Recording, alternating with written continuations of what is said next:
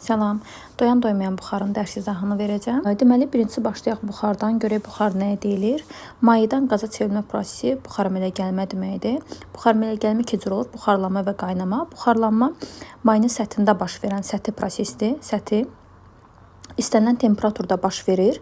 Buxarlanmanın sürəti asılıdır növdən, havanın temperaturundan, hava cəryanından, yəni havanın küləkli olub olmamasından, rütubətdən asılıdır və təzyiqdən asılıdır. Təzyiqlə tərs mütənasib asılıdır. Təzyiq nə qədər çox olursa, buxarlanmanın sürəti bir o qədər az olar.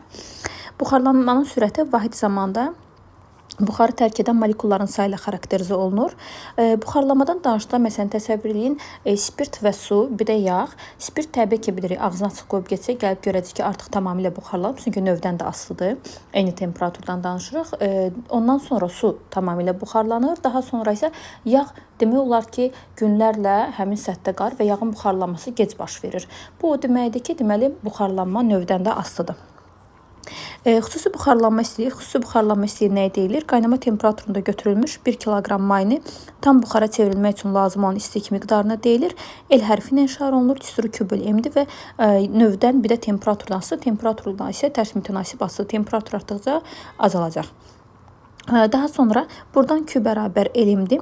Elmdən istifadə edirik buxarlanma və kondensasiya zamanı. Bəs kondensasiya nədir? Buxarlanma nəticəsi olan proses kondensasiya adlanır. Yəni qazın mayaya çevrilmə prosesi kondensasiya adlanacaq. Bir də var qaynama. Qaynama da buxar əmələ gəlməyə aiddir. Sadəcə qaynamada nə baş verir? Buxarlanma yalnız səthdə baş verirdi.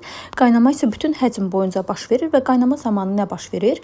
Mayının daxilində olan qaz qabarcıqları da başlayır mayının dibində əmələ gəlir. Sonra da temperatur yüksəldikcə qabarcıqlar həcmdə böyüyür və müəyyən Arximед qüvvəsinin təsiri qabın divarından ayrılaraq, yəni aşağı səthindən ayrılaraq yuxarı doğru qalxır. Mayının nisbətən az qızmış yuxarı təbəqəsinə düşəndə qabarcığın daxilində buxar kondensasiya edir. Qabarcıq həcmcə kiçilərək yox olub gedir. Bu proses müəyyən bir səs-küy ilə müşahidə olunur. Yəqin ki, müşahidə eləmişsiniz, qaynama zamanı müəyyən bir səs-küy müşahidə olunur, qabarcıqların partlaması hesabına baş verir. Daha sonra qabarcıqların həcmi tədricən böyüyür, hansı ki, yuxarıya qalxdılar, mayının səthində olduqda. Maya müəyyən qədər qızandan sonra, bu qızmaq nədən gedir söhbət? Məsələn, suyun qaynama temperaturu 100 dərəcə Selsidir. Mayın səthinə çatanda həcmcə böyümüş qabarcıq partlayır. Onun içindəki buxar atmosferə çıxır və maya qaynayır. Deməli, qabarcığın daxilindəki doymuş buxarın təzyiqi atmosfer təzyiqi ilə mayının hidrostatik təzyiqinin cəminə bərabərdir. Burada qeyd elədik onu. Başladığı temperaturda adlanır qaynama temperaturu. Qaynama ilə temperaturda baş verir ki, doymuş buxarın təzyiqi mayının sərbəst səthinə düşən xarici təzyiqdən çox az fərqlənsin. Yəni nisbətən çox cüzi miqdarda böyük olmuş olsun. Xarici qaynama temperaturu asılıdır mayının növündən, bir də xarici təzyiqdən. Xarici təzyiq artdıqca qaynama temperaturu artır, azalanda isə qaynama temperaturu azalacaq. Məsələn, yuxarı doğru qalxdıqca bilirdik ki, atmosfer təzyiqi azalır. Deməli, dağlara doğru qalxdıqca qaynama temperaturu azalacaq. Yox, əksinə. Yamaclarda isə qaynama temperaturu artmış olacaq, çünki xarici atmosfer təzyiqi artır. Qaynama zamanı mayaya verilən istilik miqdarı onun daxili enerjisinin artmasına səbəb olur. Ona görə ki, qaynama zamanı temperatur sabit olduğundan onun kinetik enerjisi də dəyişməz, sabitdir. Qaynama zamanı kinetik enerji dəyişməyəcək. Bu da belə. Daha sonra sublimə, desublimə nədir? Sublimasiya bərkdən birbaşa qaz halına çevrilməsidir. Məsələn, deyirik, burada misal göstərmək olar, naftalin iyinin yayılması. Daha sonra desublimə isə naftalin iyinin yayılmasıdır, quru buzun buxarlanmasıdır, yodun sublimasiya etməsidir. Desublimə isə əksinə qazdan birbaşa bərk hala çevrilməsidir. Məsələn, qrovun əmələ gəlməsində buna misal göstərmək olar.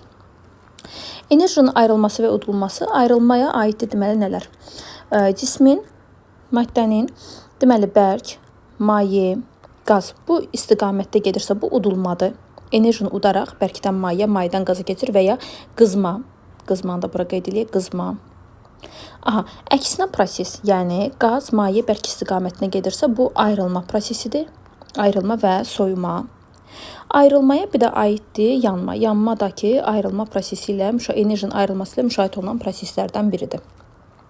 Daha sonra buxar iki cür olur. Doyan və doymayan buxar. Doyan buxar öz mayesi dinamik tarazlıqda olan buxardır. Yəni mayını nə qədər molekul tərk edirsə, həmin moleküllər geri qayıdırsa, yəni say eynidirsə, tərk edən və qayıdan molekullar sayı eynidirsə, bu doyan buxardır. Doymayan buxardasa bu nisbət ödənmir.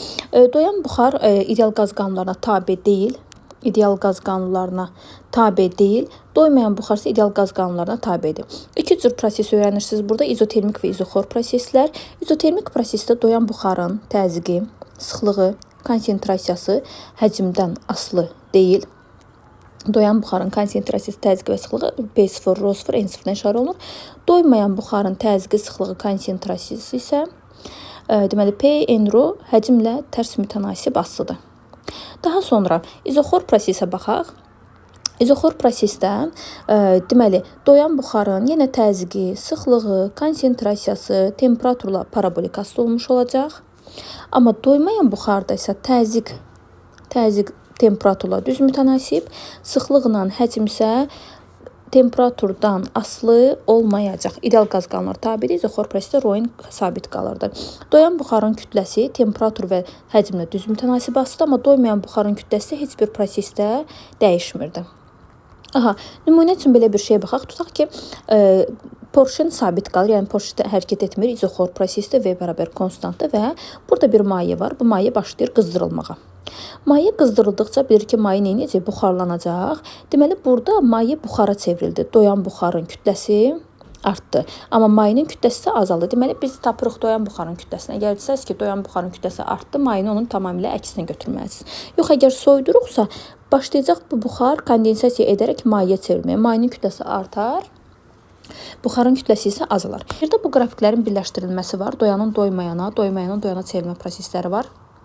Doyanı doymaya çevirmək üçün izotermik lazımdır, genişləndirmək. Əksinə doymayanı doyana çevirmək üçün lazımdır izotermik sıxma və ya izoxor qızma ilə doyanı doymayana, izotermik soyuma ilə, izoxor soyuma ilə isə deməli doymayanı doyana çevirmək olar. Gəlin qrafiklərə baxaq. Baxın, yuxarıdakı qrafiki birləşdirirəm.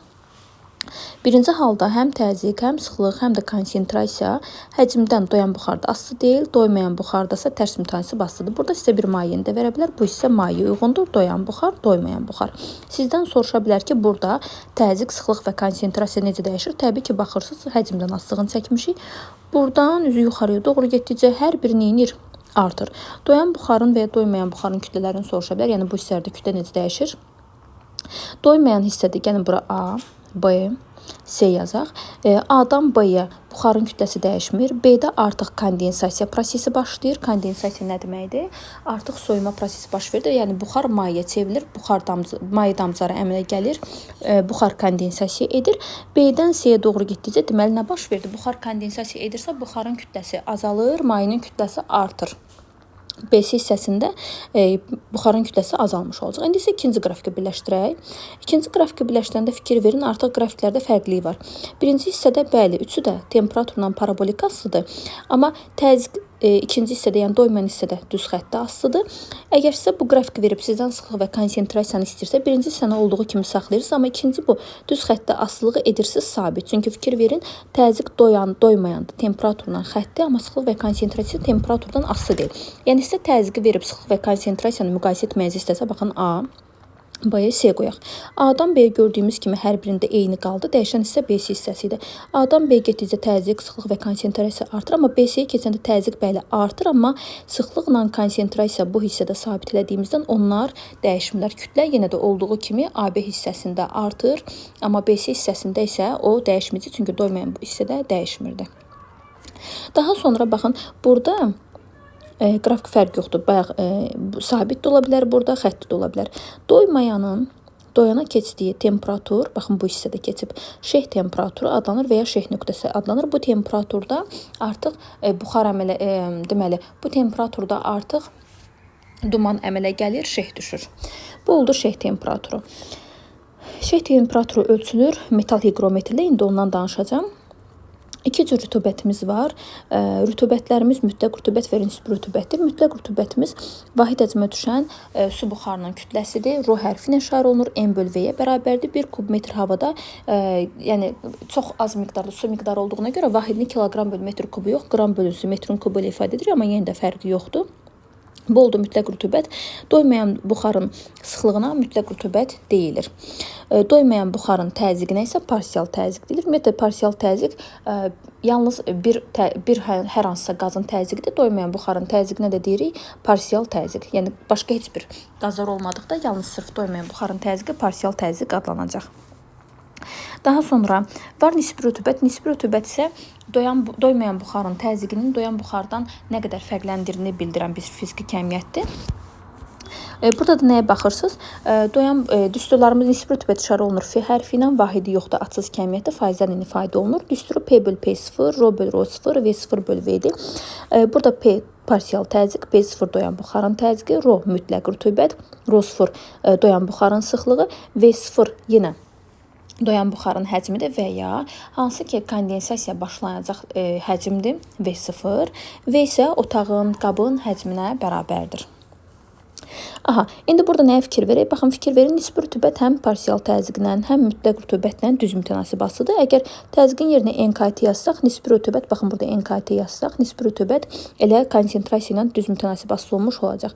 Daha sonra kütlənin düsturu PMV bölünsün RT-dir və biz bura nisbi rütubəti gətirmək üçün, baxın, bu yuxarıda olan düsturdan, bu düsturdan P-nin yerinə Fi P0 bölünsün 100 yazsaq, baxın, kütlənin düsturu belə olacaq. Fi vurulsun P0 bölü 100, vurulsun NV bölünsün RT. Deməli, nisbi rütubət həmçinin kütlə ilə də düz mütənasib asılı olmuş olacaq. Bizə doyan buxarın şeh nöqtəsindəki, şeh temperaturundakı qiyməti və digər temperaturdakı qiyməti verilərsə, nisbi rütubət Rho0 şeh, yəni şeh nöqtəsində aldığı qiymət, doyan buxarın şeh nöqtəsindəki aldığı qiymətin digər şeh nöqtəsində olmayan temperaturda aldığı qiymətin nisbətinin faizlərlə ifadəsinə bərabər olacaq. Burada həmçinin P0 şeh də bölünsün, P0 yazıb hesablamalar aparmaq olar. Doyan buxar ilə öz müəssisəsindəki fiziki xassənin yox olduğu temperatur böhran temperaturadan, məsələn, baxın, doyan buxarın təzyiqinin temperaturdan asılı qrafikinə baxaq. Doyan buxar artdıqca maye də neyinir? Azalır. Və müəyyən bir nöqtədə bunların fiziki xassələrindəki fərq yox olur. Həmin nöqtə böhran temperaturadır. Böhran nöqtəsi adlanır. Böhran temperaturundan yuxarıdakı qiymətlərdə, böhran temperaturundan yuxarıdakı qiymətlər, baxın, bilirik də ədə-doğu getdikcə qiymətlər neyinir? Artır. Yəni, bu nöqtədən sağda olan nöqtələrdə qazı maye çevirmək olmaz, qazı maye çevirmək olmur.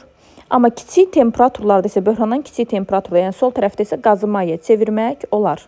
Nisbi rütubət ölçülür psixrometr və ya higrometrlə. Deməli, psixrometr nədən ibarətdir? 2 termometrdən ibarətdir. Biri quru termometrdə, hansı ki ölçür otağın temperaturunu. Biri isə yaş termometrdə, hansı ki ona ya nəm əski bağlanır, ya da hər hansı bir su ilə əlaqələndirilir. Bizə burada nə lazımdır? Quru və yaş termometr arasındakı fərq lazımdır. Baxın, burada tutaq ki, quru termometrin göstərişini verib 22, yaş termometrin göstərişini verib 20. Deməli, quru 22-dir, yaş isə 20-dir. Deməli, hava doymayan haldadır. Nisbi rütubət 100%-dən kiçikdir. 100%-dən kiçikdir. Bəs nisbi rütubət nə vaxt 100%-ə bərabər olar? Quru və yaş termometrin göstərişləri bir-birinə bərabər olsa, nisbi rütubət 100% olar və quru ilə yaşın bir-birinə bərabər olmağı onlar arasındakı fərqin 0 olmağı deməkdir. Məsələn, otaqlardakı sizdən istəsə ki, müxtəlif otaqlarda nisbi rütubətləri müqayisə edin. Nəyə baxmalısınız? Quru ilə yaş arasındakı fərqə baxmalısınız. Bir otaqdakı quru və yaş arasındakı fərqə. Məsələn, hal-hazırda otağımızdakı temperatur 22, yaş termometrin göstərişi 20-dir. Tutaq ki, başqa bir otaqda quru termometrin göstərişi 25, yaş termometrin göstərişi isə 20-dir. Nisbi rütubətləri müqayisə etmək üçün bunlar arasındakı fərqə baxmaq lazımdır. Birinci otağımızda fərq 2 dərəcə Selsidir, ikinci otağımızda isə fərq 5 dərəcə Selsidir. Fərq nə qədər çox olarsa, rütubət bir o qədər kiçik olar. Deməli, nisbi rütubət termometr arasındakı fərqdən tərs mütənasib asılıdır. Çünki baxın, hətta bir-birinə bərabər olanda, fərq 0 olanda bu 100%-ə bərabər, nisbi rütubət 100%-ə bərabər olmuş olacaq, 100%. Aha. Daha sonra şeh nöqtəsi ölçür metal higrometr və ya kondensasiyalı higrometrdən. Baxın, burada termometr var. Buradan usta şəkildə görürsünüz. Bu metal silindirdir, rezin kürəcikdir, cilalanmış ön divardır. Ümumi şəkli belədir. Bizə bax, bu hissəsinə baxdıq. Nə baş verir burada? Bu cilalanmış ön divarın üzərində başlayır maye qabarcıqları, baxın, belə əmələ gəlməyə. Artıq oradan şeh temperaturunun, yəni şeh temperaturunun olduğu müəyyən olunur. Həmin an şeh temperaturunun olduğu andır. Hal-hazırda müasir cihazlarımız var. Orada həm nisbi rütubət ölçülə bilər, həm otağın temperaturu ölçülə bilər və s. Yəni müasir elektron cihazlarımızdan istifadə olunur. Bir də tüklü hiqrometr var. Tüklü hiqrometrin nisbi rütubəti ölçür. Higros Yunan sözüdür, mənaca rütubət deməkdir. Tüklü hiqrometrin iş prinsipi rütubətin artması ilə yaxşılaşdırılmış insan tükünün uzanması hadisəsinə əsaslanır. Nisbi rütubətin böyük və kiçik olması da insan səhhətinə müəyyən bir təsir edir. Bəzi mənbələrdə 60-70% normal rütubət kimi götürülür, bəzilərində 40-60% normal rütubət kimi götürülür. Bir də cədvəlimiz var burada. Məsələn, bizə bir cədvəl verir. Cədvələ mütləq oxumaq lazımdır. Baxın, burada nə yazıb? Quru termometrin göstəricisi, quru və yaş arasındakı fərq isə qurun termometri 18-dir. Ona görə quru hissədən 18 seçirik. Yaşı 15 verib. Bizə amma fərq lazımdır. 18-15-dən 3 dərəcə Selsi götürürük fərqi. 3-ü baxın buradan götürürük. Sonra bunların kəsişməsi, deməli rütubətimiz olacaq 73%. D variantı. Bu da sizin cədvəllə işləmək nöqtəniz. Deməli, sizə əsas nə lazımdır? Əsas sizə lazımdır, baxın bu cədvəl. Mütləq rütubətli, nisbi rütubətli, onlar düsturlarla gedən bir məsələlərdir. Amma əsas o doyan-doymayan hissəsinə sizə lazımdır cədvəl. Cədvəldə nə var? Doyan hissədə təzyiq, sıxlıq və konsentrasiya həcmindən asılı deyil, amma doymayansa tərs mütasib asılıdır. İzoxor prosesdə isə temperaturla parabolik asılıdır, üçü də. Amma doymayanda isə təzyiq xətti asılıdır. Sıxlıq və konsentrasiya asılı deyil. Plus da ki, bu qrafiklərin birləşdirilməsi. Görürsünüz, qrafikləri birləşdirdik. Birinci qrafiklə ikinci qrafiki birləşdirib bu hissəni aldıq. Aşağıdakında da yenə birincidə təzyiqlə sıxlıq və konsentrasiyanın qrafiki artıq eyni olmayacaq. Bu BC hissəsi sıxlıq və konsentrasiyanı istəyirsə sabitə çevriləcək və necə görürsünüzsə elə də müqayisə edəcəksiniz. Bir də lazımdır sizə doyan buxarın kütləsi dəyişir. Temperaturla, həcmlə düz mütənasib olaraq dəyişir. Yəni artdıqca artır, azaldıqca azalır. Maye isə onun tərsinə götürürsünüz. Kütlə isə doymayan hissədə sabit qalmış olacaq. Sağ olun.